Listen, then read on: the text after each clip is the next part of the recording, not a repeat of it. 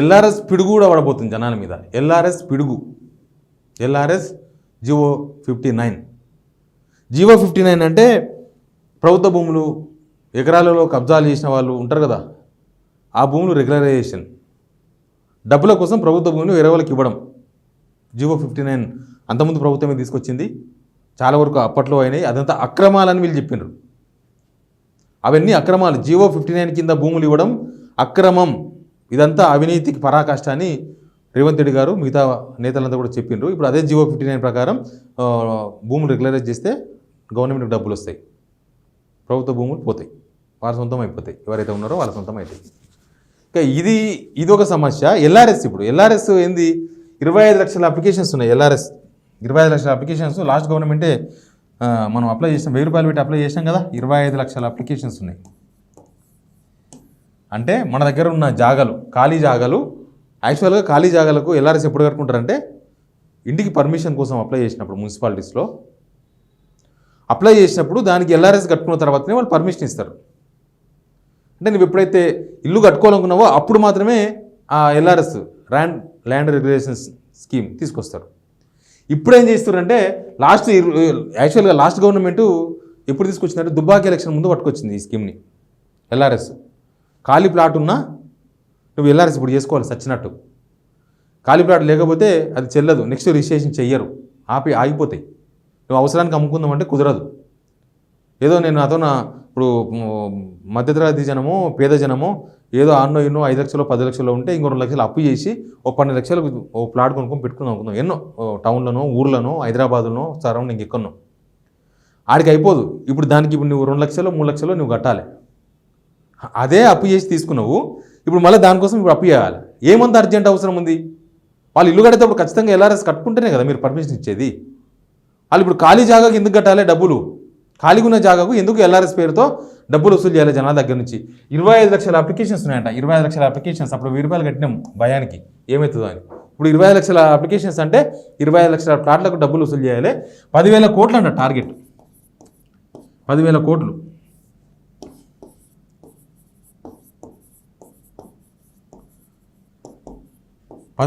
Target పెట్టుకొని ఎల్ఆర్ఎస్ను డబ్బులు వసూలు చేయాలంటే జనాల దగ్గర నుంచి. ఇది కూడా ముక్కు వెండి వసూలు చేస్తున్నాం. ఇది కూడా జనాల నుంచి పీడించడమే. జనాల మీద ట్యాక్సులు వేసిర్రు అంటే జనాలను పీడించడమే. ఇప్పుడు ఎంత పేదోలైనా ఇన్నో కొద్దిగా ప్లాట్ ఉంటుంది కదా, చిన్నది ఒక 100 గజాలు 50 గజాలు 70 గజాలు 80 గజాలు ఒక చిన్న ప్లాట్ ఉంటుంది కదా, దాని మీద వీళ్ళు ఎల్ఆర్ఎస్ వసూలు చేస్తామంటే దీన్ని ఏమనాలి? ఏం ట్యాక్స్ అనాలి? దీన్ని ఎల్ఆర్ఎస్ ఏం ట్యాక్స్ అనాలి? దానికి ఒక సిస్టమ్ ఉంది, ఇప్పటిదాకా ఒక సిస్టమ్ ఉంది. ఆ సిస్టమ్ ఫాలో కాండి.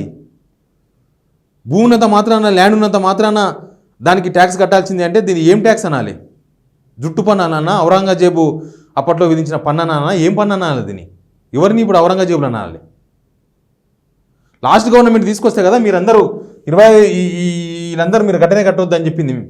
అప్పుడే కదా మీరు మాట్లాడింది. చాలా వీడియోస్ కొడితే తెలుస్తాయి. రేవంత్ రెడ్డి గారు ఏమన్నారు, అప్పుడు ఉత్తమ్ కుమార్ గారు ఏమన్నారు, బట్టి విక్రమార్క గారు ఏమన్నారు, ఫ్రీగా ఎల్ఆర్ఎస్ చేయాలన్నారు, డబ్బులు తీసుకోకుండా ఎల్ఆర్ఎస్ చేయమన్నారు. ఇప్పుడు చేయండి ఇప్పుడు ఎల్ఆర్ఎస్ ఫ్రీగా చేయండి, డబ్బులు తీసుకోకండి. ఈ 10,000 కోట్ల రూపాయలు ఎందుకు టార్గెట్ పెట్టుకున్నారు? దానికోసం మీరు 6 గ్యారెంటీలు ప్రకటించినప్పుడే నెత్తిన చెడగోపం పడబోతుంది జనాలకని కొద్దిగా అర్థమైంది. అయినా అంత ఈజీగా అవుతుందా చూద్దాం అనుకున్నారు జనం. ఇప్పుడు వాళ్ళ గొంతుకాడికి వచ్చింది కత్తి. ఇంకా పర్ర గొంతు కోయడమే మిగిలింది. ఎన్ని ట్యాక్సులు వసూలు చేస్తారు? ఎల్ఆర్ఎస్ ఓ ట్యాక్స్, రిజిస్ట్రేషన్ ఛార్జెస్ ఒక ట్యాక్స్, భూముల ధరలు పెంచే ఒకటే. అది జనాలకు లబ్ధి చేకూర్చేదా? జనాలకు లాభం చేకూర్చేదా? ఇది వాళ్ళ దగ్గర డబ్బులు ఇంటి కోసం ఇల్లు కట్టుకోవాలనుకున్నప్పుడు వాళ్ళు ఇంత అప్పు చేసినప్పుడు 2 లక్షలు ఇంకెక్కువ అప్పు చేసో, లోన్ ఎక్కువ తీసుకోనో అప్పుడు ఎల్ఆర్ఎస్ కట్టుకుంటారు. ఇప్పుడు దీనికోసం సపరేట్గా అప్పు చేయాలి, లేకపోతే ఆ ప్లాట్ వ్యాలిడ్ కాదు. తర్వాత అమ్మనికపోతే రిజిస్ట్రేషన్ కాదు, వాల్యూ ఉండదు భూమి మార్కెట్లో. అంతకుముందు మీరు అన్న మాటలు నేను ఒకవేళ వినిపించమంటే వినిపిస్తా కూడా. అంతకుముందు వీళ్ళు ఏమన్నారు కూడా వినిపిస్తా. ఎందుకంటే ఏ ప్రభుత్వం వచ్చినా జనాలను పట్టి పీడించడమే ఉండొద్దు. దానిలో కొద్దిగా ప్రజల కోణం కూడా ఉండాలి. దీనిలో ప్రజల కోణం ఏమీ లేదు. ఎల్ఆర్ఎస్ స్కీమ్ గురించి 2020లో బీఆర్ఎస్ గవర్నమెంట్ తీసుకొచ్చినప్పుడు బట్టి విక్రమార్క గారు ఏమన్నారు? అసెంబ్లీలో మాట్లాడుతున్నారు బట్టి విక్రమార్క గారు. 2020 అప్పుడే సార్ నేను చేశారు కొన్ని ఉదాహరణకి ఇప్పుడు మా మిత్రుడు Sridhar in respect of any land made in or amended or omitted from the record of rights అనేది అత పొరపాటుని కానీ అతని అభిప్రాయంలో ఉన్నాం సార్ వస్తుందని చెప్తా ఉన్నాను. షూట్కే పోవాల్సి ఉంటుందా ఉత్పన్నమైనటువంటి అనేక భూముల సమస్యలు మనం ఈరోజు మాట్లాడుకున్నాం. ఇంకా వాటి పరిష్కారం కోసం ఆ రోజు కోనే రంగారావు కమిటీ అని లేకపోతే ఈ యాక్ట్ తో అవన్నీ రిపరెంట్ అవుతాయా దీంతో ఉన్నట్టు సార్ ఇప్పుడిగా మీరు తీసుకొచ్చిన అప్పులన్నింటినీ కట్టడానికి ఆ అప్పుల భారం ఈ రోజు ప్రజల మీద వేస్తా ఉన్నారు ఈ రకంగా. సో ఇది మంచిది కాదని మేము గతంలో కూడా చెప్పాం. ఇంకా 2-3 సంవత్సరాల తర్వాత ఇంకెట్లా ఉంటుందో ఒక్కసారి ఆలోచిస్తేనే భయాందోళనగా ఉంది. ఈ భారాన్ని భరించలేక ఒక అర్థం చేసుకొని ఒక కంక్లూజన్కి వచ్చారు. ఎన్నికలు ఎప్పుడు వస్తాయా, దీన్ని ఎప్పుడు పడుతామని. మీరెవరు ఆందోళన పడబాకండి అని చెప్పి మేము వారికి విజ్ఞప్తి చేస్తూ వీలైతే అసలు కట్టబాకండి, వెసులుబాటు కలిగిస్తాం. వాళ్ళకి వెసులుబాటుగా ఉండాలి తప్ప వాళ్ళ మెడకు ఉరేసినట్టుగా ఉండకూడదు. అది పన్ను కానీ లేకపోతే ట్యాక్స్ కానీ లేకపోతే ఇంకో కండిషన్ కానీ. ఈ కష్టకాలంలో ఈ యొక్క దారుణమైనటువంటి ఆర్థిక ఇబ్బందులు, మరి అనారోగ్య సమస్యలు, ఆర్థిక సమస్యలు వెంటాడుతుంటే రాష్ట్ర ప్రభుత్వము ధనిక రాష్ట్రం అని దండిగా మాటలు చెప్పి ఇవాళ ఖజానా ఖాళీ అయిందని చెప్పి ప్రజల మీద భారం వేసి ప్రజల్ని మరింత ఆందోళన చెందే విధంగా, ఆర్థికంగా చితికిపోయే విధంగా, రేపు అనారోగ్యం పాలైతే చేతిలో చిల్లి గవ్వ లేకుండా కనీసం ఆరోగ్యశ్రీలో చేస్తానన్నటువంటి కరోనాను కూడా మర్చిపోయి చేస్తాం మీరు గట్టకనే అనలే, కనీసం ఆరోగ్యశ్రీలో కూడా చేర్చలే, కక్కి ప్రజల దగ్గర చిల్లి గవ్వ లేకుండా చేయడానికి ఇదొక నాటకం. అరే నిజంగా మీకు ఆ చిత్తశుద్ధి ఉంటే మీరు ఎదురు పెట్టి ప్రజల్ని కాపాడాలి. ఈ కష్టకాలం ఉన్నారో ఈ రోజు కూడా ఎల్ఆర్ఎస్ ఎవరు కట్టద్దు, అదే మాట కట్టుబడి అందరినీ కూడా మరి సక్రమంగా ఉన్నటువంటి కానీ ఇవన్నీ ఏ ప్రాబ్లం ఉన్నాయో అందరికీ న్యాయం చేసేటువంటి బాధ్యత కాంగ్రెస్ పార్టీ తీసుకుంటారు. ఇంకా ఎన్ని చేసినా ఇదే ఉంటుంది. భవిష్యత్తులో ఏదో ఇల్లు కట్టుకుంటాను మనకు వస్తాను రూపాయి పోగేసి కొనుక్కున్నటువంటి ప్లాట్లకు సంబంధించి ఇవాళ పెద్ద ఎత్తున ఎల్ఆర్ఎస్ స్కీమ్ అని పెట్టి ఆ ఎల్ఆర్ఎస్ స్కీమ్ కి రిజిస్ట్రేషన్ చేయమేమని చెప్పి రిజిస్ట్రేషన్ ఎల్ఆర్ఎస్ కట్టి రెగ్యులేట్ చేసుకోకపోతే రిజిస్ట్రేషన్ చేయమని చెప్పి అన్ని రిజిస్ట్రేషన్లు ఆపి పెద్ద భయాందోళనకు గురి చేస్తా ఉన్నారు ఈరోజు రాష్ట్రంలో.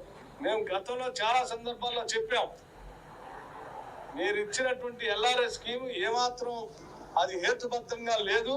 విపరీతంగా ప్రతి ప్లాట్ లో మీరు వాటా అడుగుతూ ఉన్నారు.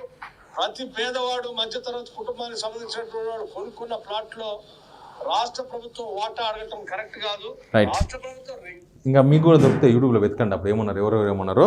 రాష్ట్ర ప్రభుత్వం వాటా అడుగుతుంది అంటే ఇప్పుడు అనవసరమైన ఎల్ఆర్ఎస్ని తీసుకొచ్చి డబ్బులు కట్టమంటుంది అనేది గత ప్రభుత్వం మీద వీళ్ళందరూ మాట్లాడారు. సీతక్క గారు, బట్టి విక్రమార్క గారు వీళ్ళంతా మాట్లాడారు.